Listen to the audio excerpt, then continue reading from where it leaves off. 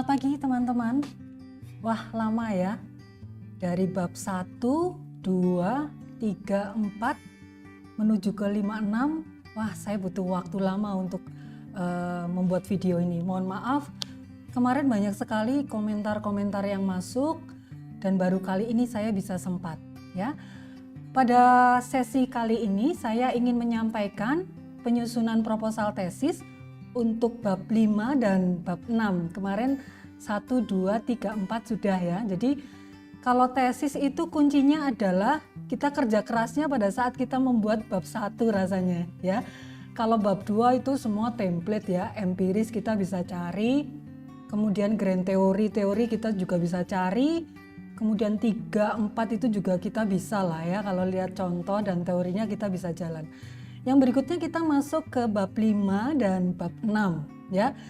Sebetulnya bab 5 itu isinya apa sih? Bab 5 itu isinya adalah hasil dan pembahasan. Nah, hasil dan pembahasan dalam tesis itu disatukan dalam satu bab, yaitu hasil dan pembahasan yang dapat dibagi menjadi beberapa subbab.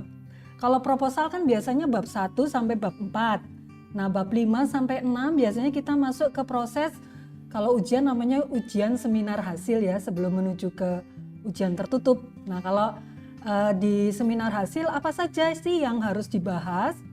Yang harus dibahas itu jadi beberapa subbab itu sesuai kebutuhan ya. Penyajian hasil penelitian atau pengamatan dapat berupa teks, tabel, gambar, grafik, serta foto, yaitu di bab 5. Nah, hasil penelitian atau pengamatan bisa membuat data utamanya, kemudian ada data penunjang dan data pelengkap yang diperlukan untuk memperkuat hasil dari penelitian atau pengamatan ya. Apabila diperlukan dapat menggunakan hasil uji statistik. Kalau informasi terupdate di dalam tesis itu pendekatannya lebih ke pendekatan kuantitatif sepertinya ya. Kalau di tempat kami ini lebih lebih ditekankan di pendekatan kuantitatif daripada kualitatif gitu. Juga jurnal-jurnal, rasanya ini jurnal-jurnal kalau kualitatif itu butuh satu analisa yang sangat tajam ya, dan itu butuh waktu juga. Jadi dari informasi yang saya peroleh bahwa tesis, jurnal, disertasi itu diarahkan ke kuantitatif.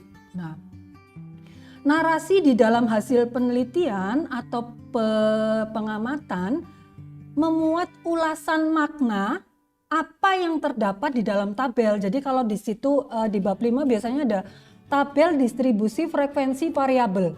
Kita tidak hanya menyajikan angka-angka, tetapi kita mampu menginterpretasikan angka-angka itu, angka-angka yang ditampilkan di dalam tabel itu sebetulnya apa kalau dalam bahasa manajemen ya. Kalau dalam bahasa statistiknya kan ada di bab 5 tuh.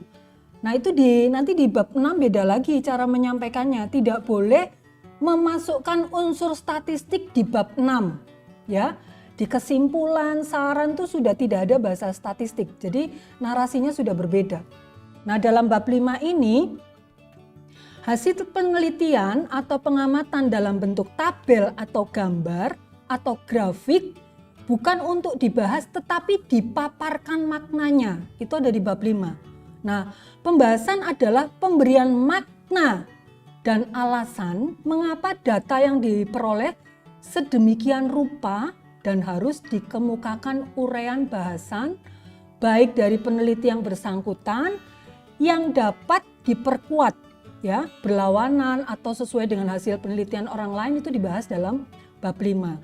Nah, ulasan alasan tersebut dapat berupa penjelasan teoritis. Kemudian apalagi baik secara kualitatif, kuantitatif atau secara statistik. Dalam hal ini yang penting adalah ulasannya mengapa hal tersebut terjadi. Jadi kalau di tesis itu kita harus mempertajam analisanya kenapa hal itu sampai terjadi. Contoh yang paling mudah seperti ini misalnya. Kalau di pemasaran misalnya kegiatan pemasaran untuk mempromosikan barang era dulu dan era sekarang beda ya. Kalau era sekarang kan industri 4.0, di mana digital marketing adalah sebagai bentuk kegiatan marketing yang paling utama. Sama-sama melakukan promosi. Kalau promosi yang dulu ya, kalau iklan yang dulu mungkin hanya pakai TV, radio, pasang baleho, pasang reklame, sebar brosur ya misalnya gitu. Ya judulnya tetap sama-sama promosi. Tetapi era sekarang disesuaikan. Misalnya apa fenomenanya yang terjadi? Digital marketing, memanfaatkan teknologi informasi. Nah ini sudah beda lagi meskipun grand teorinya sama-sama promosi. Ya, itu yang kita namakan bahwa suatu tesis itu harus menganalisis lebih tajam. Kenapa harus pakai digital marketing? Kenapa harus pakai sosial media? Kenapa harus melakukan search engine dan lain sebagainya? Ini yang terupdate ya. Kalau grand teorinya sih sama, promosi, pemasaran, tetapi mungkin medianya disesuaikan dengan perkembangan yang ada. Nah, kemudian lanjut.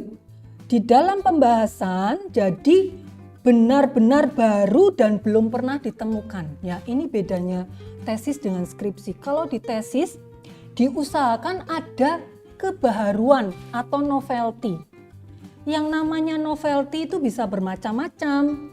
Kebaharuan itu bisa dilihat dari sisi objek, bisa dilihat dari sisi subjeknya, bisa dilihat dari variabelnya, bisa dilihat dari indikatornya yang seperti saya sampaikan tadi, grand teorinya sama, promosi. Tetapi ada sesuatu yang berbeda dan ada sesuatu yang baru. Bahwa pengembangan dari promosi adalah menggunakan teknologi informasi, misalnya gitu, ya. Kemudian juga alat analisisnya ya. Kalau alat analisis yang dulu mungkin hanya pakai regresi linear berganda dan lain sebagainya. Nah, sekarang ada lagi yang namanya PLS, pakai PET, pakai SEM. Ini kan kebaruan juga ya. Jadi kebaruan itu tidak harus dari bertambahnya variabel, terus adanya penambahan variabel intervening, tidak, tetapi bisa dilihat dari berbagai sudut pandang. Indikator juga bisa, kemudian alat analisis, variabel, awalnya variabelnya tidak ada intervening, mungkin ada tambahan moderasi, intervening dan lain sebagainya, ini juga kebaruan ya. Jadi di tesis ini memang harus ada kebaruan. Ya. Kemudian di dalam pembahasan itu seringkali juga diulas mengapa suatu hipotesa itu ditolak atau diterima. Nah, kenapa ditolak dan diterima? Ini seorang mahasiswa yang sedang menyusun tesis harus bisa menjelaskan kenapa hipotesa itu ditolak, kenapa hipotesa itu diterima. Nah, ini yang penting. Ya. Kalau di skripsi kan hipotesa ini ditolak. Yes, karena menurut teori ini bla bla bla, selesai. Hal ini penelitian mendukung penelitian terdahulu atau empirisnya siapa, selesai. Kalau di tesis tidak, harus menemukan alasannya. Kenapa? Ya, meskipun kita sudah terbantu dari kuantitatif, dari angka hasil statistik yang membantu kita untuk memberikan penjelasan, tetapi kuncinya adalah alasan itu. Kenapa itu sampai terjadi? Nah, ini yang dipertajam di sana. Kemudian suatu hal yang penting untuk diperhatikan di dalam memberikan ulasan adalah komprehensivitas dan tidak keluar dari konteks yang dicanangkan di dalam tujuan penelitian, sehingga alur bahasanya konsisten dengan judul. Artinya apa ini? Nah, terkadang kan kita menemukan atau kita menyusun satu rumusan masalah di bab 1 ya. Saya contohkan nih, kebetulan tesis sederhana dari mahasiswa saya. Tesis mahasiswa saya, ini rumusan masalahnya ada 3. Ya, judulnya dia apa? Judulnya adalah pengaruh reputasi, kualitas pelayanan dan promosi online terhadap keputusan pembelian produk, ya, produk saya sebut merek nggak apa-apa kali ya, Black Dove secara online di masa pandemi. Jadi dia mau menganalisis. Nah, lihat ya, di masa pandeminya ini loh, kan ini fenomenanya yang sekarang ya di masa pandemi. Kemudian pengaruh reputasi, kalau kualitas pelayanan dan promosi online mungkin ini ada judul-judul yang mirip, tetapi saya mencoba mengarahkan mahasiswa saya harus mampu mempertajam analisisnya, ya. Kalau dulu judulnya mungkin, kalau di era belum Industri 4.0 mungkin judulnya pengaruh reputasi, kualitas pelayanan dan promosi saja, ya. Tapi karena sekarang sudah Industri 4.0, dia tambahkan promosi online. Terus masih ditambah lagi nih, ditambah lagi fenomenanya secara online di masa pandemi COVID. Nah ini juga ada kebaharuannya di mana promosi online dan fenomena di masa pandemi. Nah kerja kerasnya mahasiswa tersebut apa? Dia harus mampu menunjukkan kenapa harus mengangkat judul ini. Boleh diawali dari apa? Diawali dari fenomena yang ada. Fenomenanya apa? Boleh di masa pandemi kegiatan online meningkat sangat tajam. Nah, dari fenomena itu kemudian menuju ke Y. Y-nya apa? Y-nya keputusan pembelian. Saya tetap akan kejar. Kenapa Y-nya keputusan pembelian?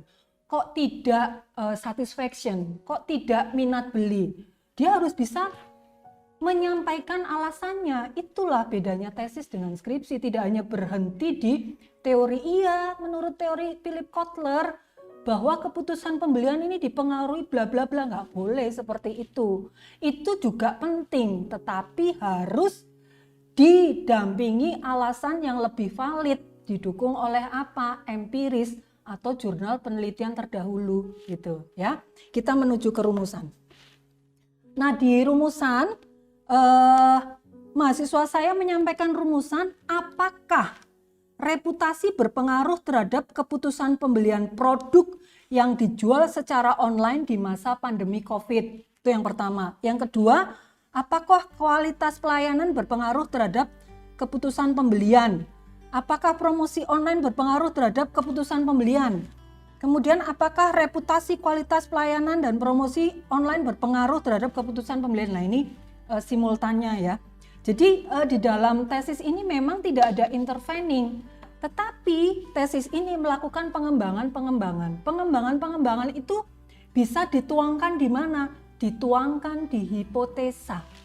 Ya, dituangkan di hipotesa sampai sejauh mana dia akan meneliti penelitian tersebut. Nah, hipotesa itu bisa bermacam-macam. Satu, apakah hanya ingin melihat pengaruhnya saja variabel X menuju ke Y, ya, lihat, apakah hanya akan meneliti pengaruhnya saja variabel X ke Y, atau akan meneliti tidak berpengaruhnya saja, bisa juga, atau bisa juga akan meneliti berpengaruh tetapi tidak signifikan. Nah, berkembang lagi. Berpengaruh signifikan, nah tambah lagi ya. Kemudian ada juga berpengaruh tidak signifikan negatif, berpengaruh tidak signifikan positif, berpengaruh signifikan negatif, dan berpengaruh signifikan positif. Nah ini tergantung peneliti mau sampai di mana. Nah ini nanti ada di hipotesa. Ya, hipotesanya sampai sejauh mana peneliti akan meneliti penelitian tersebut. Apakah hanya sebatas pada pengaruh atau sampai berkelanjutan ke yang lain ya. Misalnya berarti ada uji signifikansi, ada uji T. Nah, semakin bagus karena akan menemukan satu bentuk temuan-temuan baru. Ini tergantung hipotesanya Anda bagaimana. Nah, rumusan-rumusan masalah itu kalau Anda kesulitan, ini saya kasih bocoran, Anda bisa melihat empirisnya. Empirisnya pada saat itu membuat rumusan masalah apa gitu ya. Itu bisa diadopsi dari situ. Oh, saya akan membuat satu rumusan yang mirip dengan empiris saya, tetapi empiris saya tidak sampai pada uji signifikansi, misalnya gitu. Kalau saya, kebaruan yang akan saya bangun akan ada tambahan pengaruh, apakah variabel X berpengaruh signifikan dan positif terhadap Y, misalnya gitu. Karena empirisnya itu tidak ada yang menyampaikan hipotesa ini, berarti ini kebaruan yang akan saya bangun, misalnya gitu. Kemudian di dalam variabelnya, dia menggunakan indikatornya hanya 5. Padahal penelitian yang saya akan lakukan sekarang, indikatornya hanya ada 7. Nah misalnya, secara teori itu ada 8. Empiris yang kemarin dia cuma pakai 5. Saya yang sekarang pakainya 7, meskipun secara grand teori ada 8, misalnya gitu. Nah ini juga kebaruan. Ya, jadi saran saya teman-teman tuh memang harus sedikit banyak membaca. Nah ini yang kadang sulit ya, mereka rata-rata pinginnya jadinya instan. Nggak bisa, harus baca deh, harus baca. Memang butuh ekstra khusus ya untuk kegiatan ini, tapi yakin pasti bisa jalan. Nggak ada yang sulit. Awalnya orang-orang bilang nyusun tesis, nyusun penelitian itu sulit banget ya, ternyata enggak kalau sudah mengalir. Cuma begini kuncinya, pada saat Anda sudah duduk untuk menyelesaikan ini dan melakukan pembimbingan, time off-nya jangan lama-lama, karena satu, lupa, pembimbingnya juga lupa ya, karena yang dibimbing kan banyak ya. Jadi kadang kemarin topiknya apa, kemudian disangkutkan dengan hasil penelitian teman Anda gitu ya. Jadi nanti topiknya beda-beda, jadi jangan salahkan dosennya. Ini gimana sih orang nih? Kemarin dia bilang kedelai, sekarang jadi tempe, tempe jadi kedelai malah jadi bubur katanya gitu ya.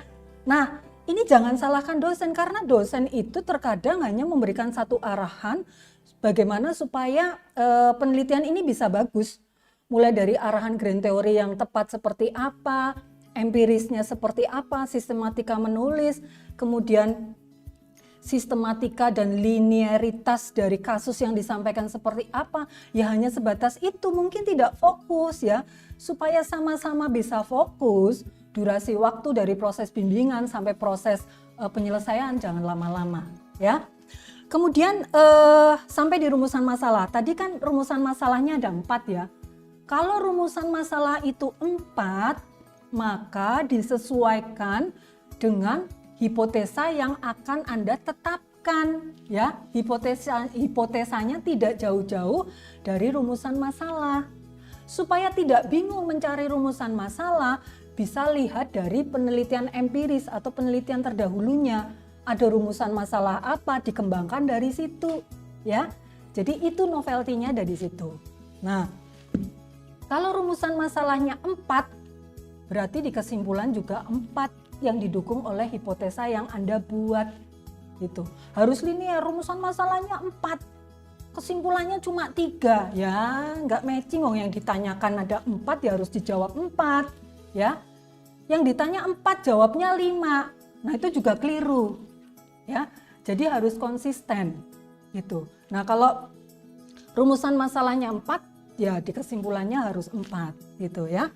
Nah bagian-bagian apa saja yang harus tercantum di bab 5? Di bab 5, satu sub-sub yang utama adalah pasti harus menyampaikan gambaran objek ya. Gambaran objek, kalau itu di corporate atau perusahaan ya gambaran perusahaan ya itu. Nah kalau penelitian itu kuantitatif, subbab yang kedua adalah gambaran umum responden ya. Jadi itu akan membreakdown karakteristik dari responden ya. Mohon maaf saya dalam penyampaian penyusunan ini saya lebih menonjolkan di marketing ya, karena memang saya dosen marketing, tetapi rasanya sama ya dengan untuk penelitian-penelitian lain yang di luar dari ekonomi, rasanya sama sih, tergantung nanti populasinya siapa. Kemudian sub berikutnya adalah deskripsi jawaban responden yang biasanya itu disajikan dalam bentuk tabel yang namanya tabel distribusi frekuensi variabel, bisa juga istilahnya itu, atau deskripsi persepsi responden. Bisa juga seperti itu, tergantung dari tadi judulnya apa ya. Jadi itu tadi gambaran umum perusahaan, gambaran umum responden, kemudian ada deskripsi dari jawaban responden. Kemudian berikutnya ada, nah kita menuju nih ke analisis data dan uji hipotesis. Kebetulan dalam penelitian ini menggunakan regresi linear berganda ya, karena variabel X-nya lebih dari 1. Nah, ini variabel X-nya ada 3. Variabel Y-nya 1 tapi tanpa intervening. Jadi di situ ada analisis apa saja ya, macam-macam tergantung Anda mau menjawab atau menganalisis sampai di apa ya. Jadi ada kombinasi, misalnya saya mau sampai pada tahap signifikansi. Nah, ini berarti ada uji signifikansi, ada uji T juga yang digabungkan. Nah, ini hasilnya akan bagus. Yang penting adalah ketajaman analisis dan alasan kenapa angka itu atau hasil itu muncul, itu kuncinya ya. Kemudian di dalam analisis data itu ada beberapa hal ya, ada uji instrumen penelitian baik validitas maupun reliabilitas. Kemudian ada uji asumsi klasik ya, uji asumsi klasik ada normalitas, multicol, ada heteroskes ya. Itu semua ada di uji asumsi klasik. Kemudian ada uji hipotesis dengan menggunakan analisis regresi linear berganda. Nah, mungkin ada kebaruan lagi nih, saya nggak pakai regresi linear berganda, saya mau pakai PLS. Nggak apa-apa, ini malah bagus ya, karena lebih detail. Nah, ini kebaruan juga.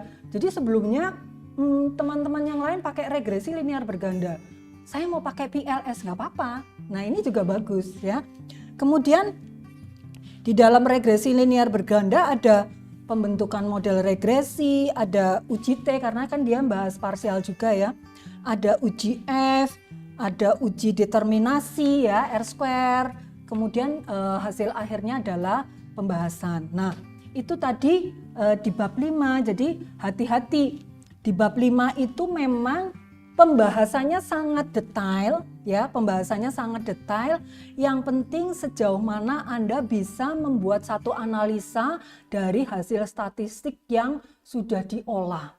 Kemudian temuan-temuannya itu memang harus bisa menguatkan ya, alasan-alasan atau temuan-temuannya itu semua dirangkum di bab 5 ya. Mulai dari hipotesa. Hipotesanya bagaimana?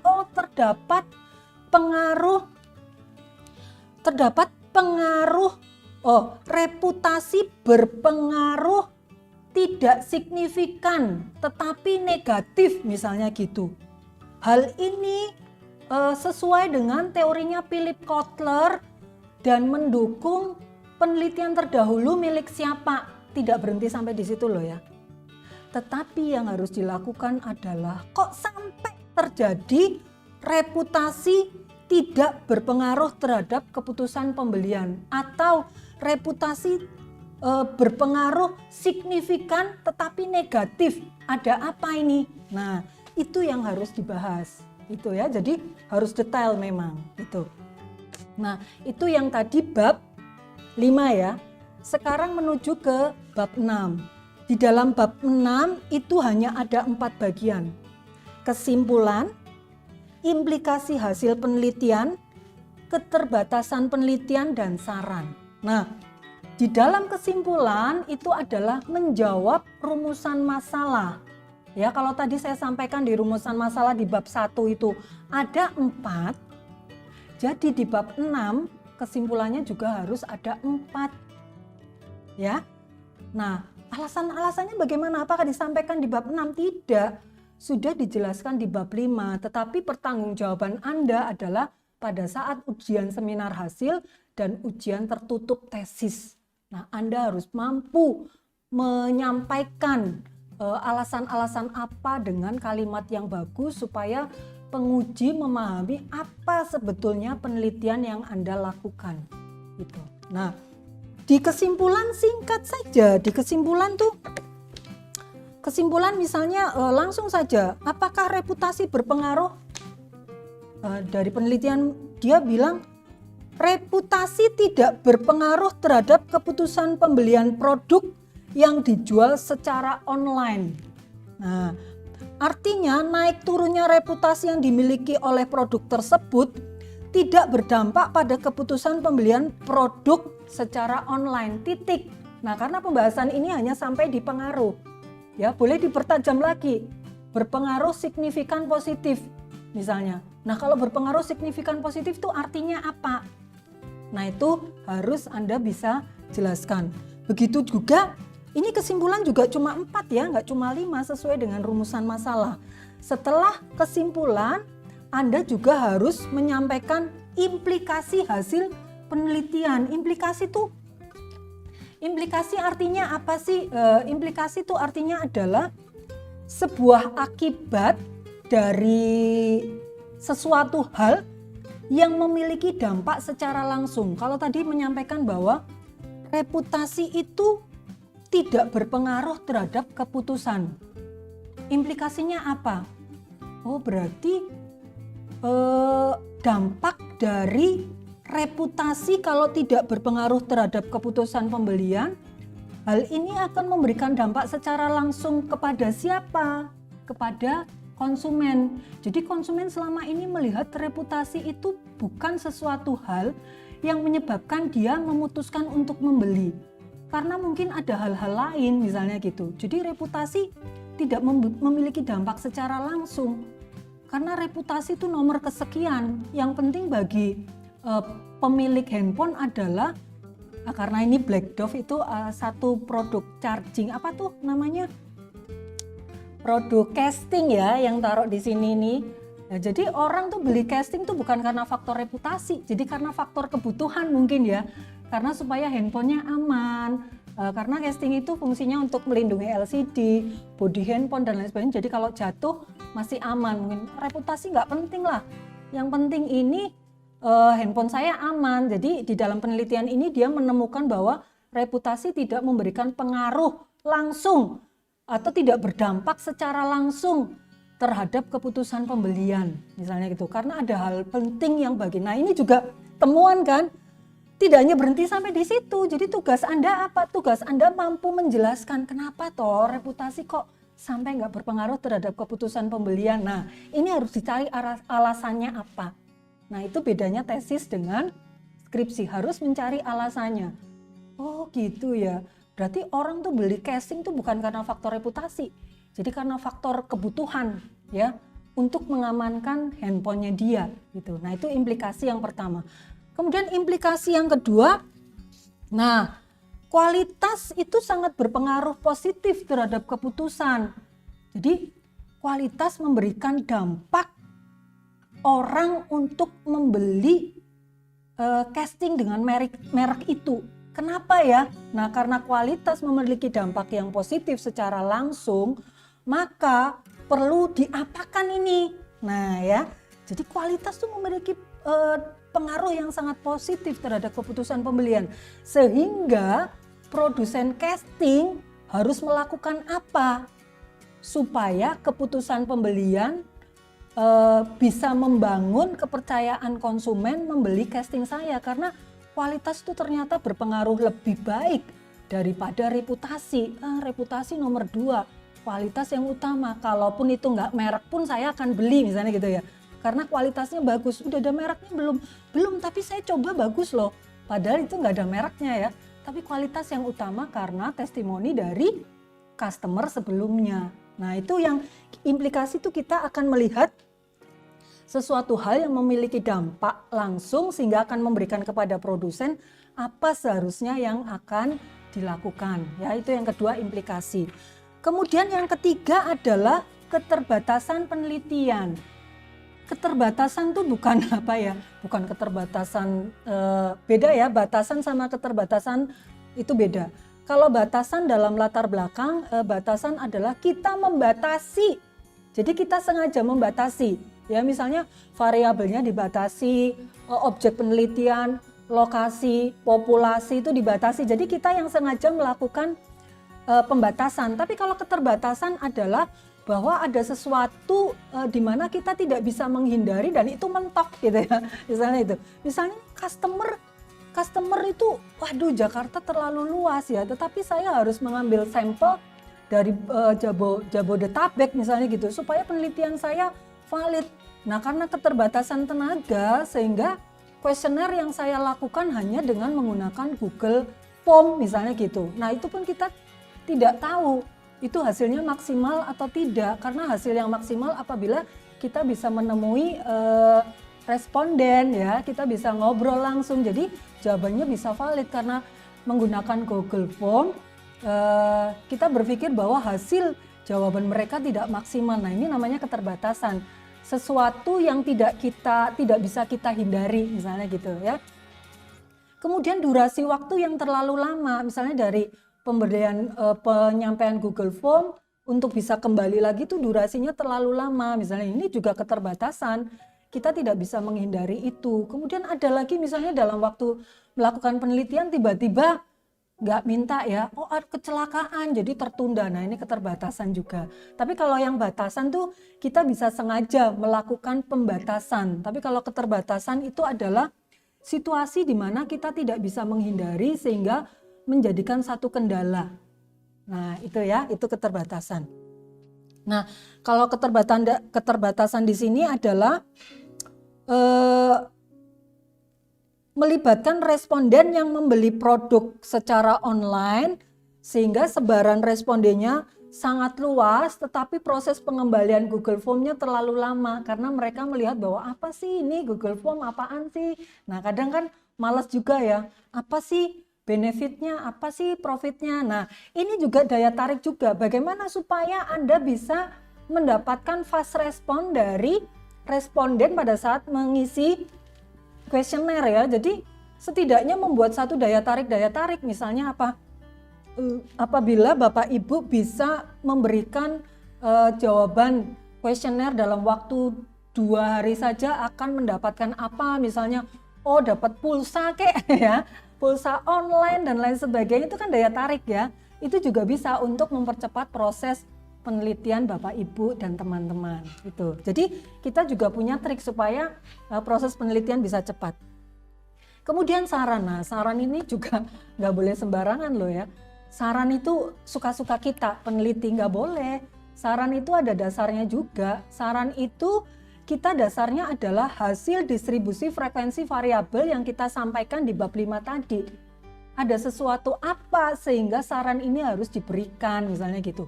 Misalnya di dalam kuesioner, di dalam distribusi frekuensi variabel ditemukan ada satu pernyataan yang menyatakan bahwa tidak setuju misalnya.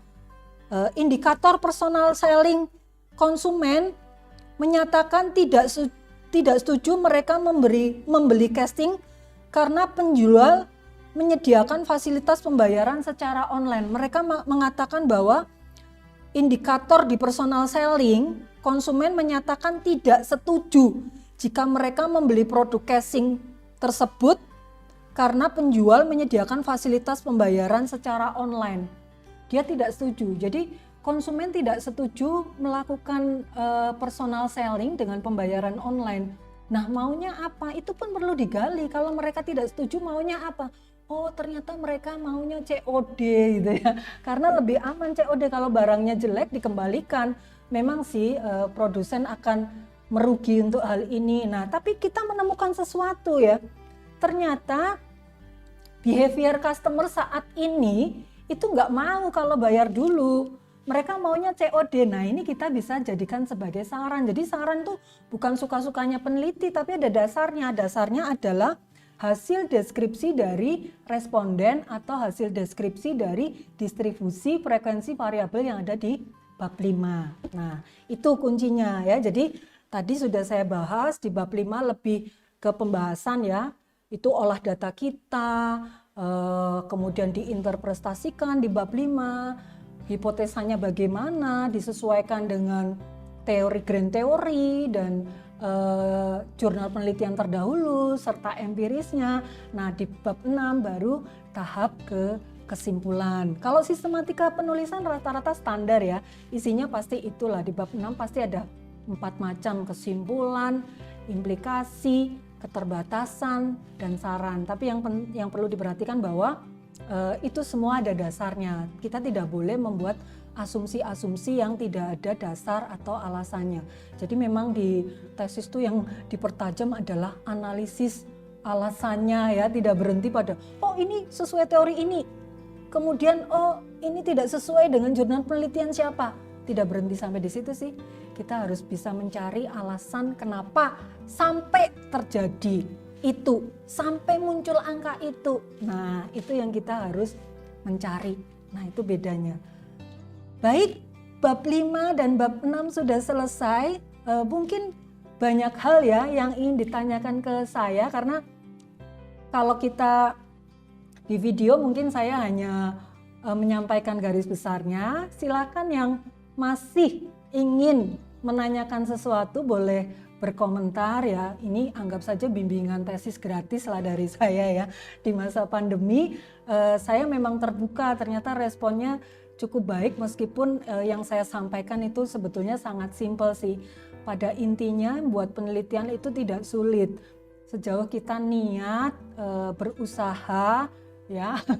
Memang itu kuncinya, memang kalau sudah fokus di situ ya harus meluangkan waktu ya, meluangkan waktu untuk sampai selesai, karena kalau buat penelitian tuh memang yang ada hanya rasa penasaran dan penasaran.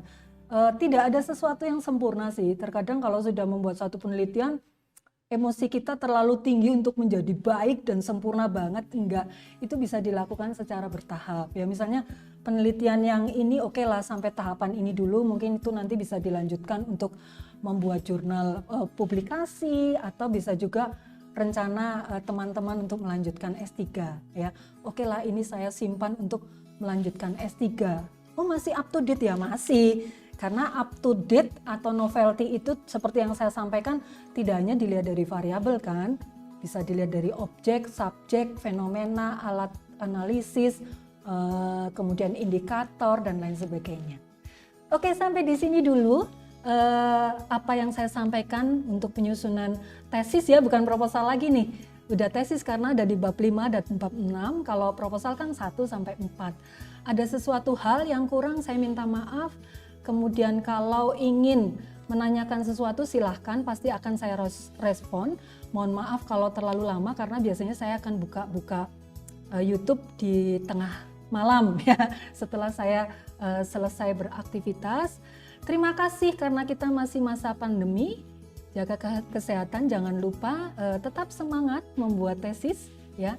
Tetap butuh satu usaha dan harus mau membaca. Terima kasih, sampai jumpa, dan saya akan mencoba video berikutnya tentang cara penulisan jurnal.